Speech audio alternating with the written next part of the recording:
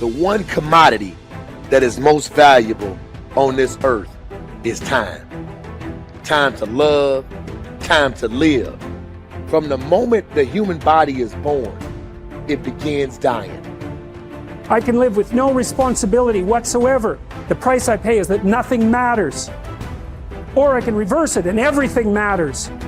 But I have to take the responsibility that's associated with that. And so if your life isn't everything it could be, you could ask yourself, well, what would happen if you just stopped wasting the opportunities that are in front of you? What is death? Is it the end?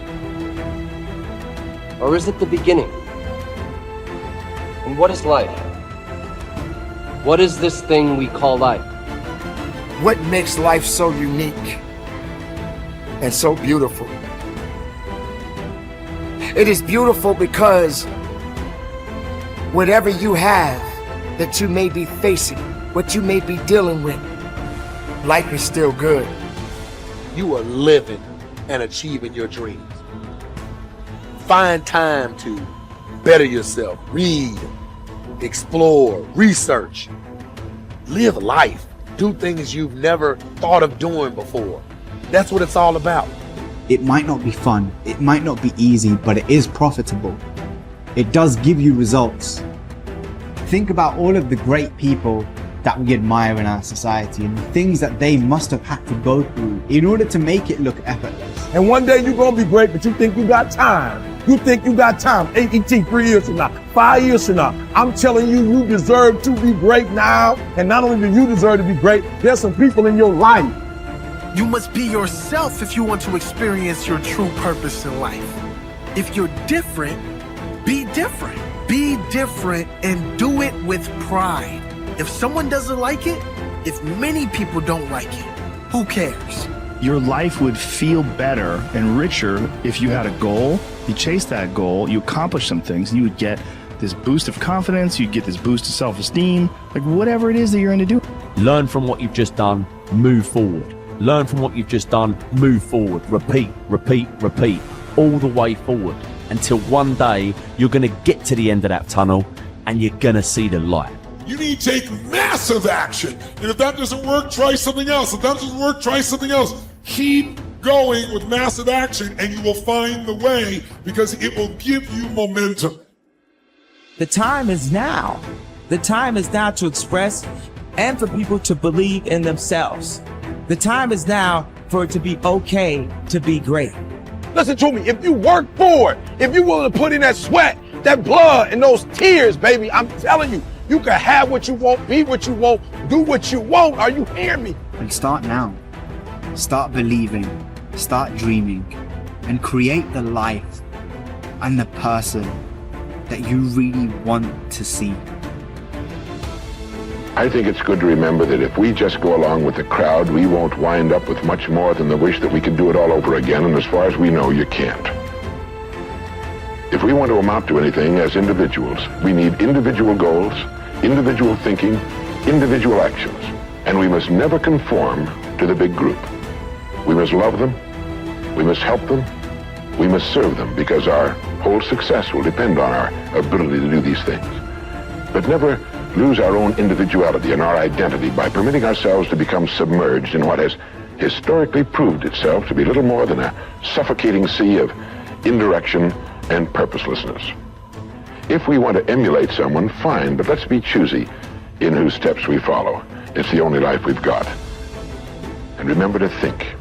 Imagination is everything, and we can become what we can imagine. If you find yourself getting depressed and down at the mouth, as we all get once in a while, you might want to remember this quotation by Dean Briggs. He said, "Do your work. Not just your work and no more, but a little more for the lavishing's sake. That little more which is worth all the rest. And if you suffer as you must, and if you doubt as you must, do your work. Put your heart into it, and the sky will clear. And then out of your very doubt and suffering will be born the supreme joy of life." Believe it or not, in an age when we've come to nearly deify leisure time, we've almost lost sight of the fact that virtually all our satisfactions, rewards will come not from our leisure, but from our work. And don't forget the strangest secret. We become what we think about. But if you want to begin to move into your own personal greatness, If you want to begin to really enjoy a happy, successful, healthy life, you've got to be willing to go against the tide. You've got to be willing to harness your will and say, in spite of this, I'm in control here. I'm not going to let this get me down. I'm not going to let this destroy me. I'm coming back, and I'll be stronger and better because of it. You have got to make a declaration that this is what you stand for.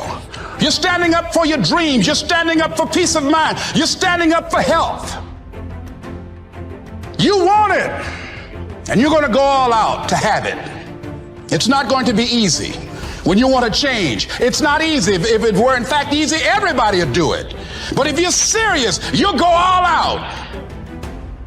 So yes, I'm going to turn this situation around. I'm not going to sit back and moan and cry over what happened and what went wrong and who did what. I'm going to do something about this situation. The way to transform yourself is through your work. Now, I know this runs counter to our prevailing cultural prejudices. Work is too ugly, too boring, too vain. Self-transformation, we think, comes through a spiritual journey. Therapy, a guru who tells us what to do, intense group experiences and social experiences, and drugs. But most of these are ways of running away from ourselves and relieving our chronic boredom. They're not connected to process, and so any changes that occur don't last. Instead, through our work, we can actually connect to who we are instead of running away. And by entering that slow, organic process, we can actually change ourselves from the inside out in a way that's very real and very lasting. This process involves a journey of self-discovery that can be seen as quite spiritual, if you like. And in the end of this process, we contribute something unique and meaningful to our culture through our work, which is hardly ugly, boring, or vain. This intense focus on one goal is not easy, but it is all important. Orison Swett Marden wrote, "The giants of the race have been men and women of concentration who have struck sledgehammer blows in one place until they have accomplished their purpose. The successful men and women of today are those of one over, mastering idea, one unwavering aim, men and women of single and intense purpose." Marden also said that every great man has become great. Every successful man has succeeded in proportion as he has confined his powers to one particular channel. Single-minded concentration in the direction of your dreams will intensify your desires and increase your emotional drive toward your goal. This intensity of concentration will activate the law of attraction and begin to attract people and opportunities into your life to help you to achieve your goal. The more you think about your goal, the more it will come to dominate and direct your life. The more you think about it, the more rapidly you will move toward it, and it will move toward you. Great men and women are those who absolutely believe that they are put on this earth to do something wonderful with their lives. They have a vision of something greater or better than their current circumstances. Personal greatness means having a sense of destiny and a conviction that your thoughts and your imagination are the only real limits to your possibilities. William James said, compared to what we ought to be, we are only half awake. We are making use of only a small part of our physical and mental resources. Stating the thing broadly, the human individual thus lives far within his limits. He possesses powers of various sorts which he habitually fails to use. The founder of Success magazine, Orison Swett Marden, once said, "There are powers inside of you, which if you could discover and use, would make of you everything you ever dreamed or imagined you could become." In a 5-year study of leaders reported on in his book, Leaders, Warren Bennis discovered that each of them consciously avoided the comfort zone by continuously setting higher goals. They never allowed themselves to become complacent. They lived their lives fully extended, always striving to be and do more. To develop unshakable self-confidence, you need to see yourself and think of yourself as a leader, and to do what leaders do. You need to stretch yourself toward the outermost boundaries of your potential.